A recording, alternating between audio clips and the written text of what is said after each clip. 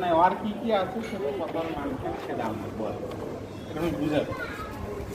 আমার এই আছে আমাদের তো সুগত ভাই পারবেন তো সুগত ভাই আমারও সুগত ভাই একই সাথে আমার পলিটেকনিকে পড়ছি ও মেকানিক্যালে পড়ছি মেকানিক্যাল থেকে পরে সিভিলে ও পড়ছে হলো মাইনিং মাইনিং থেকে পরে মাইনিংয়ের তো কোনো বাংলাদেশ আসেন।